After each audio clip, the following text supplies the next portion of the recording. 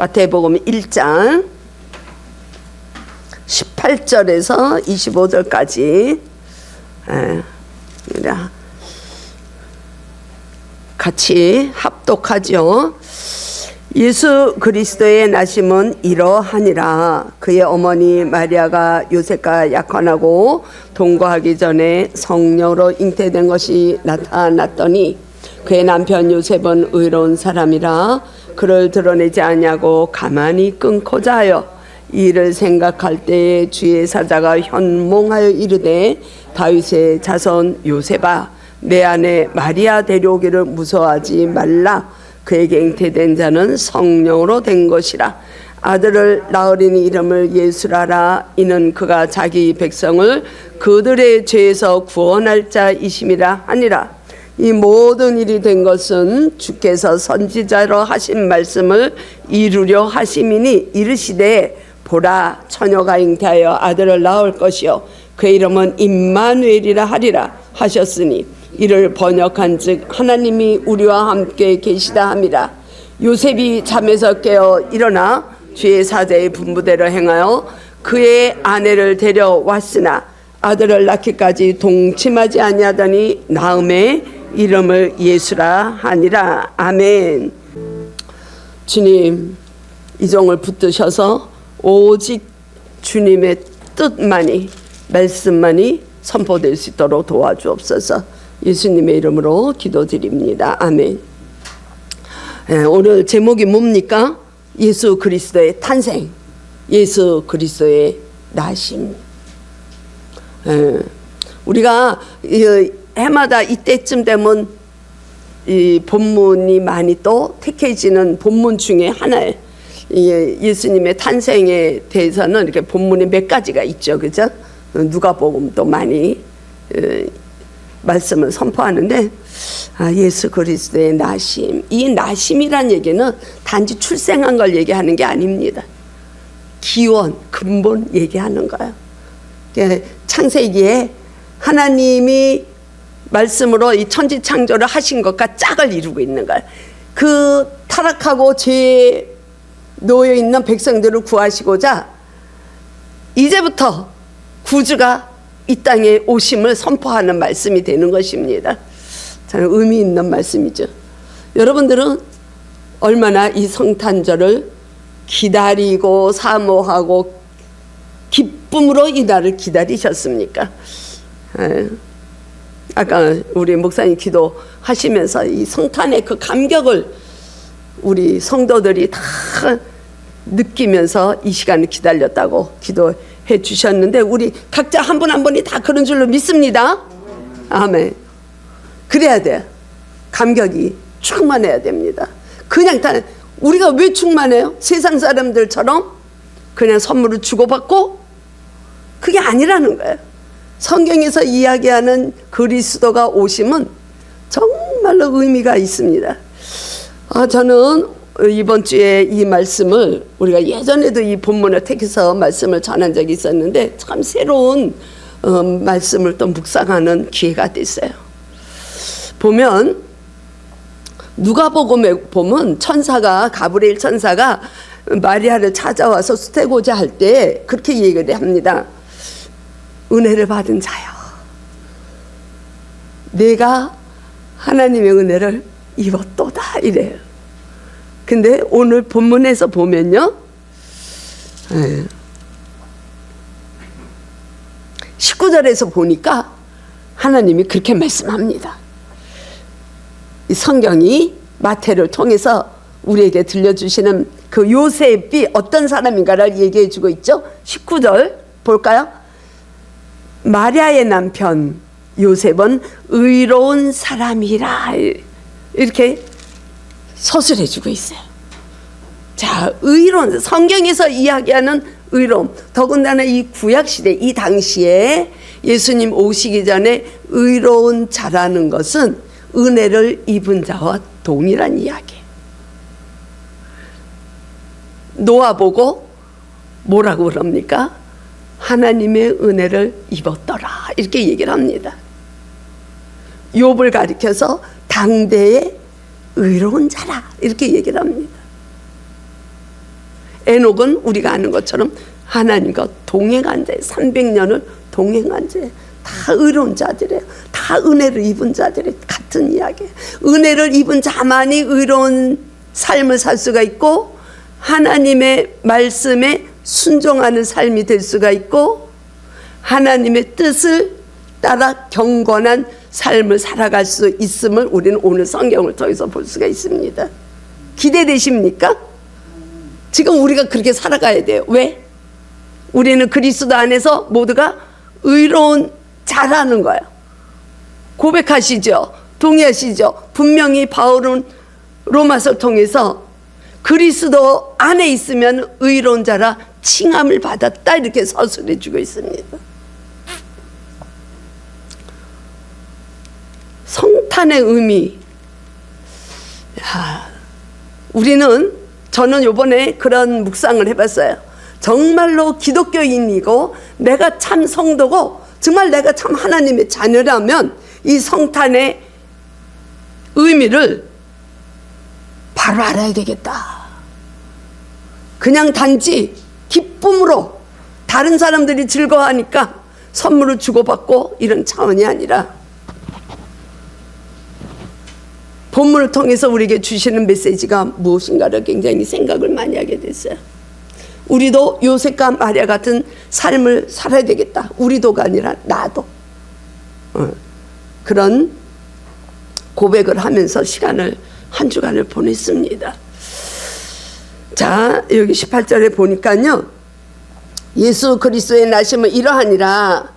그의 어머니 마리아. 여기서는 요셉의 아내라고 하지 않고 그리스도의 마리아 어머니라고 이야기를 해주고 있어요. 그렇죠? 예수 그리스도의 나심은, 예수 그리스도의 기원은, 예수 그리스도의 나신 근거는 이러하니라. 그의 어머니는 이렇게 되어 있어요. 자, 이 마리아 보면 동거하기 전에 성령으로 잉태되었다 이렇게 얘기해 주고 있습니다. 18절 그 성경에 그렇게 돼 있죠. 예수 18절 우리 다시 같이 한번 보십시다. 18절 예수 그리스도의 나심은 이러하니라. 그의 어머니 마리아가 요셉과 약혼하고 동거하기 전에 성령으로 잉태되었다는 거예요. 예수님이. 근데 이 유대인들의 풍습에는 결혼식을 2번 합니다. 다른 사람하고 결혼하는 게 아니라 한 사람과 결혼할 때 목이 굉장히 가라앉고 있네요. 2번을 결혼식을 하게 되는데 됐어요. 첫 번째 이 약혼하고 동거하기 전에 이렇게 되어 있죠. 여기서 약혼은 우리가 생각하는 약혼과 다르고 이 첫 번째 결혼식에는 신부 집에서 신랑과 그 정원이 이루어져요. 정원이 이루어지고 거기서 둘이 약조를 하고 법적으로 부부가 됩니다. 그리고 이 신랑이 신부에게 그런 얘기를 해요. 내가 1년 뒤에 어느 날인지는 모르겠으나 당신을 꼭 데리러 오겠노라 이렇게 약조를 하고 신랑은 자기 집으로 갑니다. 그래서 한 1년 정도의 그 기간까지 신랑이 오는 기간까지 각자 생활을 하는 거예요. 신부는 신랑을 기다리는 마음으로, 신랑은 신부를 데리고 가서 살 집을 그동안에 건축하고 있어요. 그 기간이 있어요. 그래서 1년 된 어느 날 아버지가 이제 아내를 데려오라고 이야기하면 신랑이 와서 아내를 데리고 가면서 정식으로 일주일 동안 결혼식이 이루어집니다. 그게 우리가 아는 가나 혼인잔치의 예식이에요. 잔치가 벌어져요. 그동안의 7일은 이 신랑과 신부는 합방을 하고 신부는 사람들 앞에 나오질 못합니다. 이 정혼을 하고 결혼식까지 있는 그 1년 기간 동안의 특징은 만날 수가 없어요. 그래서 합방을 할 수가 없어요. 그런데 보니까 동거하기 전에 성녀로 잉태됐다, 이 소식을 들은 요셉이 너무 당혹스러운 거죠. 와, 우리는 성경으로 보니까 마리아가 수태고지를 받고 주 하나님의 말씀이 내게 임하면 내가 여종으로서 하나님 말씀에 순종하겠습니다 고백하고 이 수태고지를 받아들이는 장면이 누가복음에 나오는데, 우린 그래서 알아요. 마리아가 대단하다, 마리아가 순종의 사람이구나 아는데, 내가 그 당시에 있다면 너무 끔찍한 사건이에요. 내가 마리아 입장으로 그 당시에 동거하기 전에 잉태된 몸으로 있다면 무엇이 되느냐? 율법으로는 간음한 자가 되는 거예요. 그래서 우리 그 간음한 여자가 현장에서 간음하다 붙잡혀와서 예수님 앞에 끌려오는 장면이 있잖아요, 요한복음에 보면. 그래서 그들이 그 간음한 여자를 죽이려고 돌을 갖고 치려고 하면서 예수님을 시험하죠. 예수님은 어떻게 이 여인을 대하시는가? 그게 그 당시에 의로운 행위예요.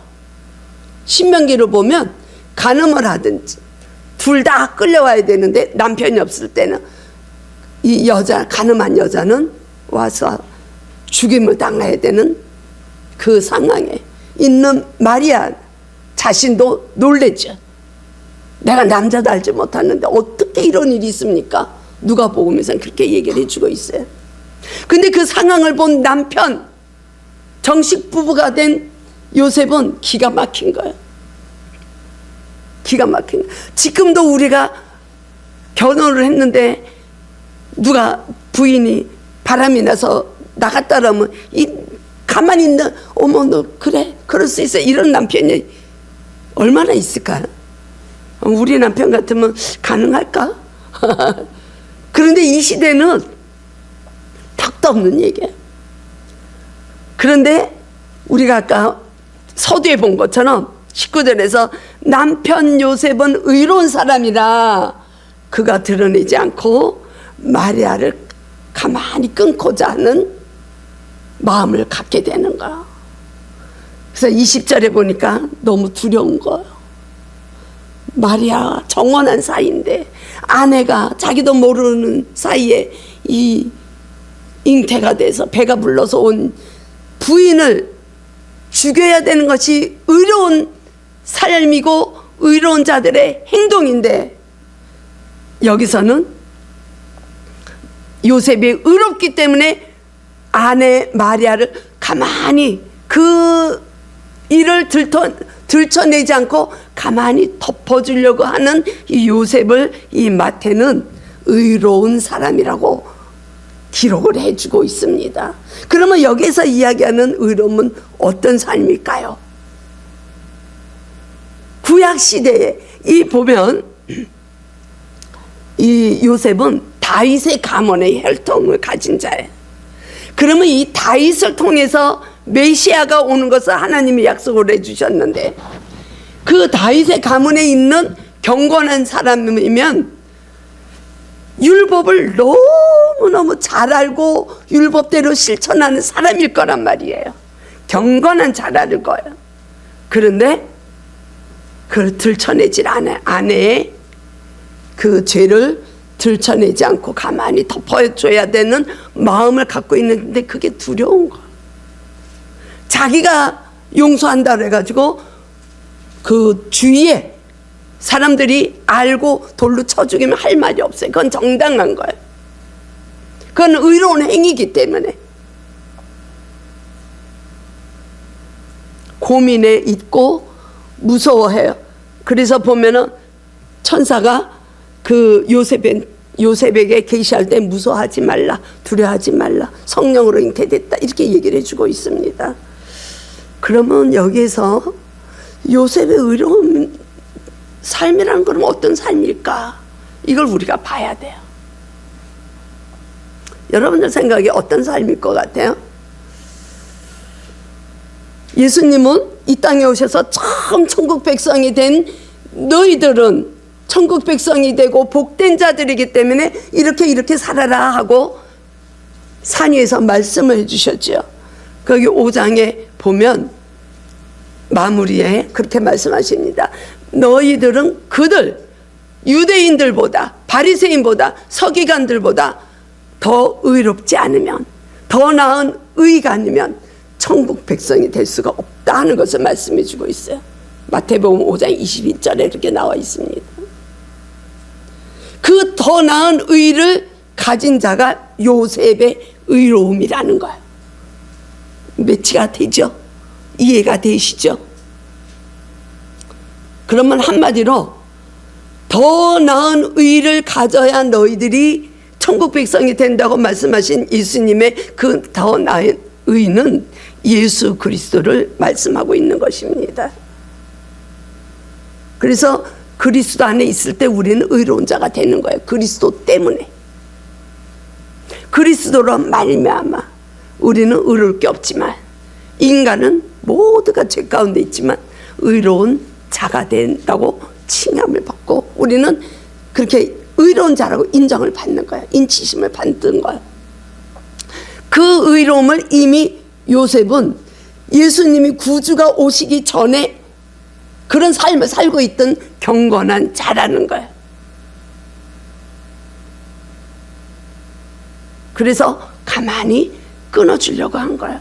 그렇게 두려워하고 이걸 어떻게 덮었고 내가 조용히 마리아랑 헤어져야 되겠다는 그런 마음을 가지고 있었을 거 아니에요. 그러니까 천사가, 하나님이 천사를 통해서 계시를 해주고 있습니다.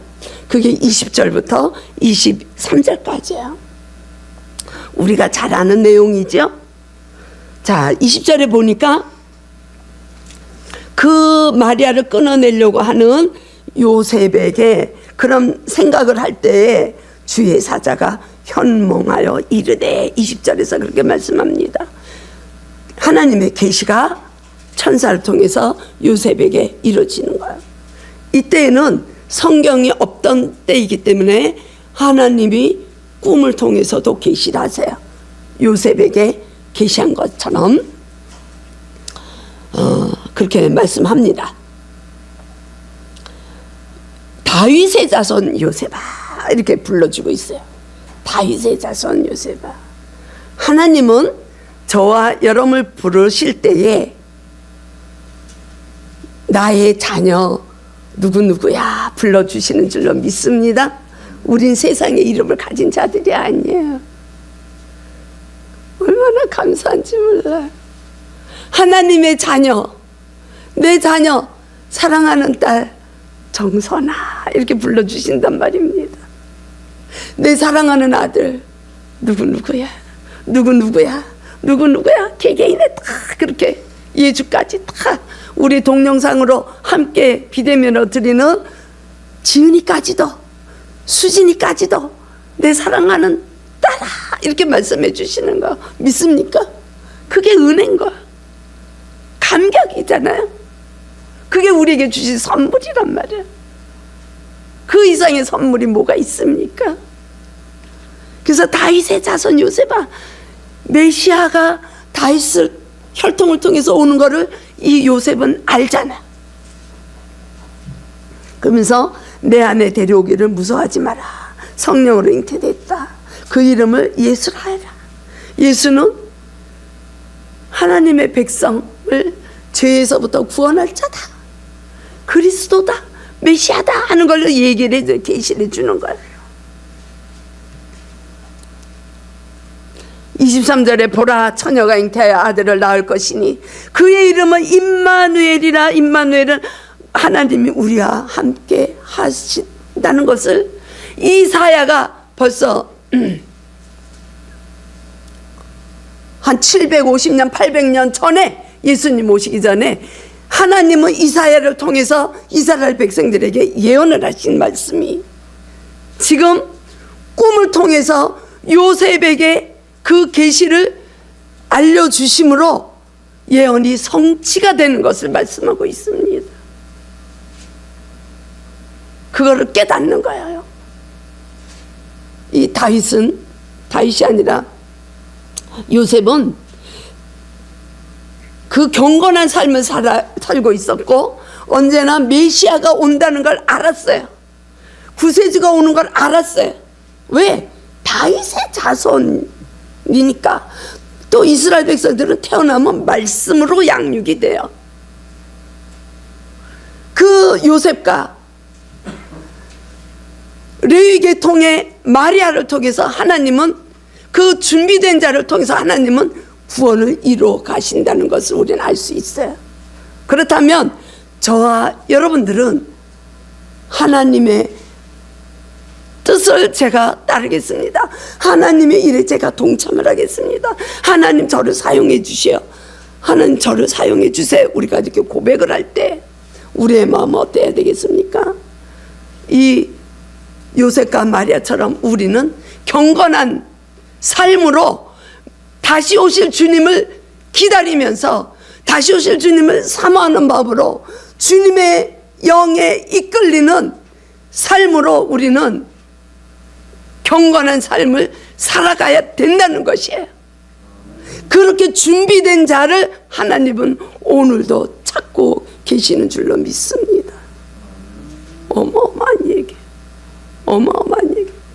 성탄절 우리가 그냥 의례적으로 지내는 연례 행사, 길거리에 나가서 루돌프 사슴이 되고 그냥 사탕 주고받고 이게 아니라는 거예요. 적어도 그리스도인들이라면 진정으로 이 성탄의 의미가 무엇인지 우리는 알고 가자는 거예요. 어떻게 그런 어마어마한 이 감격의 좋은 소식을 듣고도 우린 감격이 없어요?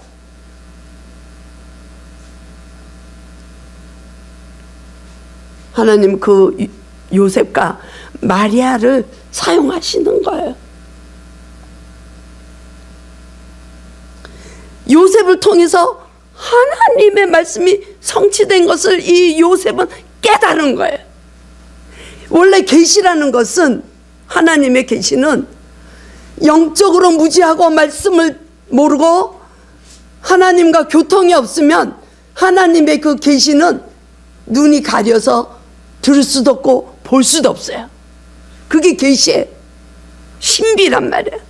그래서 예수님이 이 땅에 오셔서도 참 비유로 말씀하셨잖아요. 산상수훈도 그렇고 씨 뿌리는 비유를 통해서도 말씀하시면서 제자들에게 그렇게 말씀하시죠. 알아들을 수 있고 깨달을 수 있고 말씀을 들을 수 있는 귀 있는 자만 하나님의 계시는 열려지는 것이에요. 그렇다면 저와 여러분들의 삶은 늘 말씀과 동행하는 삶이 될 수 있기를 축복합니다. 새해에는 주님과 그게 동행하는 삶이에요. 주님과 동행하자고요. 내가 뭔가를 해서 구원을 이뤄가는 게 아니라는 거예요. 자, 24절을 보십시오.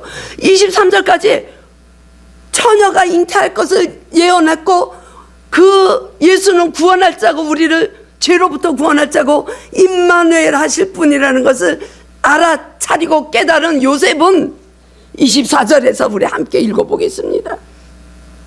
요셉이 잠에서 깨어 일어나 주의 사자의 분부대로 행하여 그의 아내를 데려왔어요. 끊고자 가만히 그 허물을 덮어주기 위해서 가만히 끊고자 했지만 하나님의 말씀을 깨달은 요셉은 아내를 데리고 오는 거예요.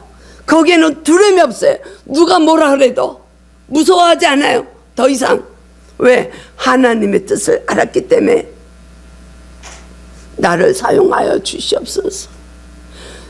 내가 주의 여종이오니 말씀대로 이루어질 것입니다. 그 마리아의 고백 때문에 예수님은 이 땅에 오시는 거예요. 오실 수가 있었던 거예요. 저와 여러분처럼 순종하는 마음이 없고 나는 못해요 하면 우리를 통해서 오시지 않아요. 할 수 있는 사람이기 때문에 하나님은 그들을 사용하시는 거예요. 진정으로 여러분들이 주님 말씀에 순종하며 주님의 뜻대로 주님의 기쁨이 되는 인생 여정을 가시고 싶으십니까? 그러시다면 임마누엘 하십시오. 하나님이 원하시는 건 그거 하나예요. 우리가 뭘 하는 걸 원하지 않으세요. 임마누엘 하는 것을 원하세요. 그래서 임마누엘이라 하라. 그 이름이 예수예요.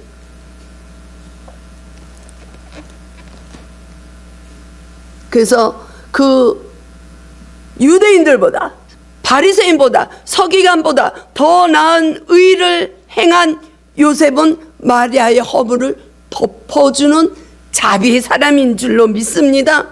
용서의 사람입니다. 긍휼이 있는 사람입니다. 그 두 사람을 통해서, 그 다윗의 혈통을 통해서 오신 그리스도는 자비의 하나님이십니다. 용서하시는 분이십니다. 우리를 불쌍히 여기시는, 긍휼을 행하시는 사랑의 하나님이 육신의 죄의 모양으로 이 땅에 오신 것입니다. 믿으십니까? 아직까지 내 마음에 긴가민가 하면 오늘을 기해서 그 확신이, 구원의 역사가 그 심령에 임하기를 축복합니다. 영접하십시오. 그 절정이 어디서 나타납니까? 십자가에서 나타나는 거예요.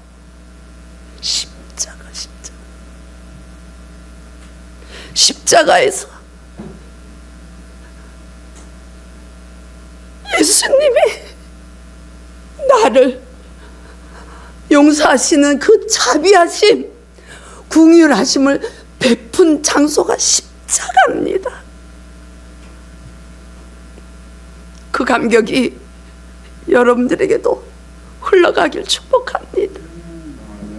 그게 진정 주님이 이 땅에 오신 오늘, 다시 오실 주님을 기다리는 성탄의 의미인 줄로 믿습니다.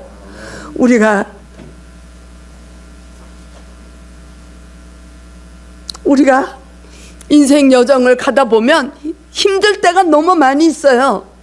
그러나 동행하시는 임마누엘의 하나님이 우리와 함께 계심을 믿고 그냥 가시면 됩니다. 지금처럼. 그게 우리를 위로해 주시는 거고, 우리에게 희망을 주시는 거고, 그것이 소망이에요. 언제까지? 주님이 다시 오시는 그날까지 함께 가십시다. 새해에는 임마누엘 주님과 동행하는, 그래서 한 걸음 더 십자가를 바라볼 수 있는 저와 여러분들의 시선이 될 수 있기를 주님의 이름으로 축복합니다. 주님 감사합니다. 주님 깨닫게 하시고 주님의 말씀이 우리에게 열려지게 하시니 감사합니다. 우리의 영적 무지했던 모든 것들을 주님, 이제는 우리가 말씀을 깨닫기 위해서, 우리의 눈이 열어지기 위해서, 귀가 열려지기 위해서 말씀을 묵상할 수 있도록, 말씀을 붙들고 나갈 수 있도록 깨닫게 하신 우리 주 예수 그리스도의 이름으로 감사드리며 기도드려옵나이다. 아멘. 아멘. 여러분들을 축복합니다. 우리는 내가 잘할 수 있는 거 하나도 없어요. 그냥 주님과 함께 하십시오. 그것만 우리가 23년도에는 그것만 애쓰고 가자고요. 어느 상황에 있든지 주님만 붙들고 가는 그런 삶이 되기를 축복합니다.